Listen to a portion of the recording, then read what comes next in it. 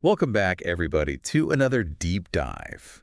This time we're going to be looking at AI in business, particularly in the UAE. And we've got this really interesting article here by Dr. Jamil El-Imad from AGBI. And I saw you had some stuff highlighted in your notes, too. Oh yeah, Elimad. Yeah, he's always a good read. He's good at kind of cutting through the hype Yeah, and getting to the core of what matters. exactly. And sometimes the hype with AI is deafening. Yeah. So let's start there with all the excitement and maybe even a bit of fear surrounding AI.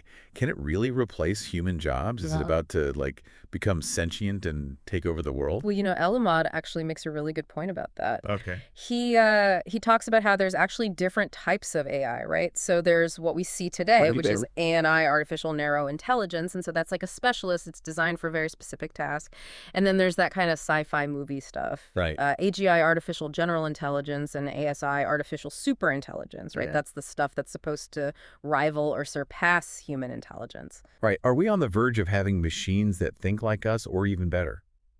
Well, Eliamon's actually really skeptical about that. Okay. He understands machine code, he understands how these systems work, Mhm. and he really highlights the fact that machines are great at logic and, crunching numbers, but human intelligence goes beyond that. We imagine, we question, we Okay. push boundaries in ways that AI just can't at this point. So it sounds like we don't need to worry about robots taking over the world just yet. Yeah, exactly. And I think that Yes. actually leads to a really important point that Elimod makes, which is that AI is a tool. Right. It's not about replacing humans, it's about augmenting our abilities. Okay. And, one of the areas where he sees real potential is in boosting business efficiency.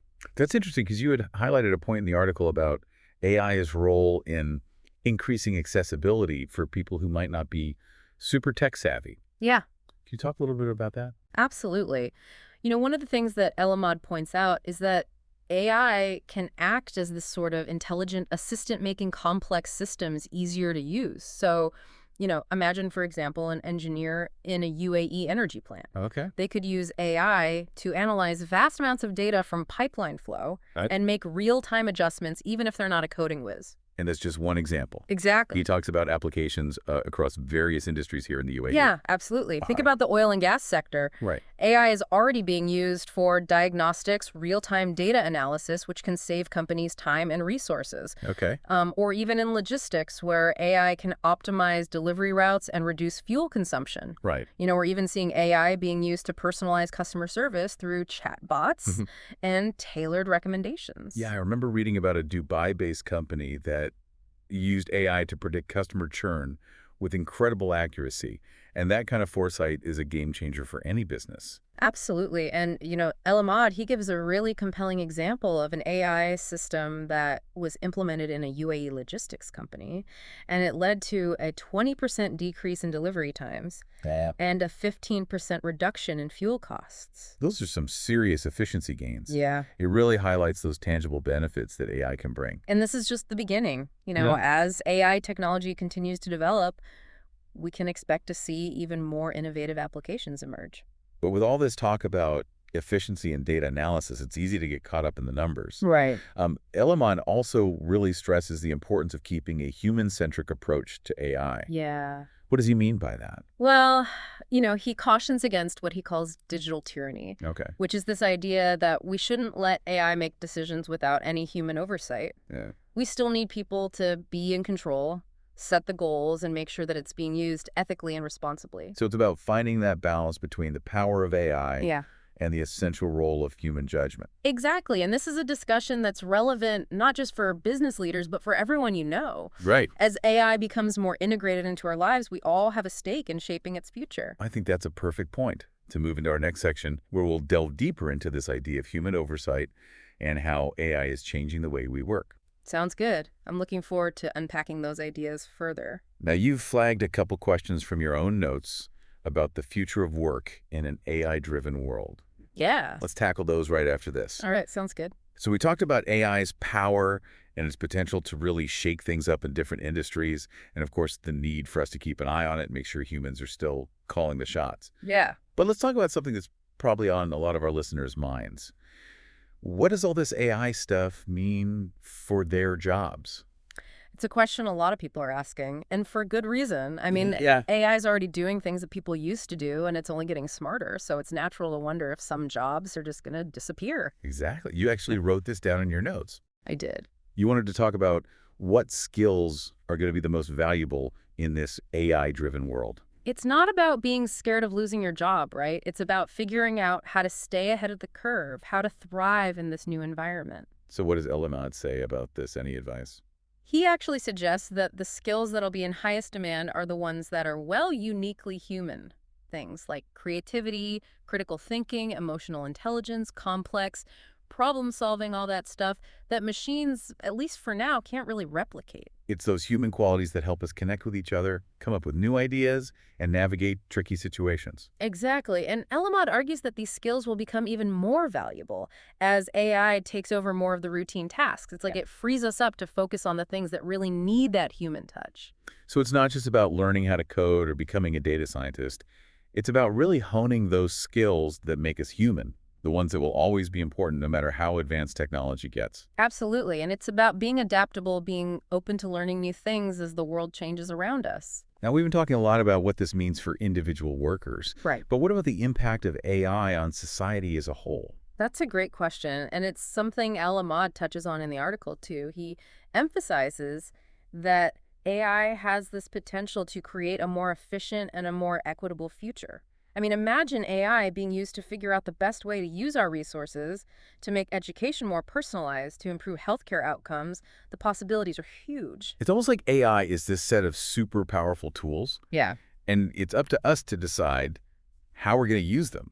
Are we going to use them to solve some of the world's biggest problems, or are we going to make existing inequalities even worse? It's a real choice we have to make, and that's why these conversations are so important. We need to be thinking carefully about the ethics of AI, about the potential for bias, about the need for transparency and accountability in these systems. We can't just sit back and hope for the best. We have to be proactive in addressing these issues before they become major problems. Absolutely. And we also have to remember that AI isn't magic. It's not going to fix everything overnight, but it can be a powerful tool for positive change if we use it wisely. It's all about finding that balance, Yeah. that sweet spot where we can leverage AI's capabilities to create a better future for everyone. I like that. So to bring it back to the UAE, you had highlighted something in your notes about the UAE's National Strategy for Artificial Intelligence 2031. Oh, yeah. Can you remind us what that is and how it connects to what we've been talking about? So the goal of that strategy is to make the UAE a global leader in AI by 2031. And what I find really interesting is that it's not just about the technology itself. Right. It acknowledges both the good and the bad, the opportunities and the challenges, and it really focuses on ethical development, responsible use, human-centric design. So is it not just about advancing technology for the sake of advancing technology? No. It's about using AI to boost the economy while also making sure it benefits society as a whole. Exactly. And one of the key parts of that strategy is creating a culture of innovation and collaboration. They're putting money into research and development, training people, and building an environment where people are encouraged to develop AI solutions that tackle real-world problems. It's really encouraging to see a national strategy that takes such a well-rounded and forward-thinking approach to AI. I think it's a great model for other countries that are trying to figure out how to make the most of AI while protecting their citizens. I think so too. The UAE is setting themselves up as a leader in AI, and it's going to be really interesting to see how their efforts play out in the years to come. As we wrap up this part of our conversation, it's clear that AI is a force to be reckoned with. It has the power to change our world in ways we can't even fully imagine yet. But like any powerful tool, it's how we use it that really matters. Absolutely. We need to be aware of the potential risks and challenges, but also embrace the opportunities it offers. It's about finding that balance, that sweet spot where we can take advantage of what AI can do to create a better future for everyone. Yeah. Couldn't have said it better myself. You know, it's funny how AI can feel like this really big abstract thing, but it's already all around us. It really is. I mean, think about it. Personalized recommendations on streaming services or GPS navigation. Oh, yeah. AI is doing all that behind the scenes. Right. Most of the time, we don't even realize it's there. And that's exactly why it's so important to understand what AI is, what it can do, and how we can use it to make things better. I couldn't agree more. I mean, when you think about the biggest problems we're facing, like climate change or poverty or disease, AI could be a huge part of the solution. That's a point that Elimad makes in his article. He talks about how AI can help us figure out how to use our resources better, personalize education, and even make healthcare more effective. Yeah, it's like AI is giving us all these incredible tools, Mm. and it's up to us to figure out how to use them. Do we want to build a better future with them, or are we going to let them make things worse? Yeah, it's a big responsibility, and that's why we need to be having these conversations talking about the ethics of AI, the potential for bias, and the need for transparency and accountability. Exactly. We can't just let AI make decisions for us, especially when those decisions have real-world impact. Right. We need to be informed, involved, and proactive. Couldn't agree more. So before we wrap things up, I wanted to get your thoughts on something we've talked a lot about, the bigger picture of AI. But for our listeners who are thinking, how can I actually explore this myself? Mm. What advice would you give them? How can they start using AI in their own lives or work? Oh, that's a great question. I think the best place to start is just being curious. Read articles, listen to podcasts like this one, go to workshops. There are so many ways to learn about AI, and don't be afraid to try things out. There are tons of free AI tools and platforms out there just to get some hands-on experience. That's great advice, and it shows that AI isn't just for tech people or data scientists. Anyone can learn about it and use it. Exactly, and that's what makes this such an interesting time to be involved with AI. There's so much room for innovation and creativity, and it's really up to all of us to decide what the future of AI will be. Well said. I think it's time for us to wrap up this deep dive. Sound good? Big thanks to our expert for sharing your insights with us today. My pleasure. Always happy to talk about AI. And to our listeners, thank you for joining us on this journey into the world of AI. We hope this deep dive has given you a better understanding of what AI really is beyond all the hype and headlines. Remember, the future of AI is not set in stone. It's something we're all creating together. What a thought-provoking idea. And on that note, we'll see you next time on The Deep Dive.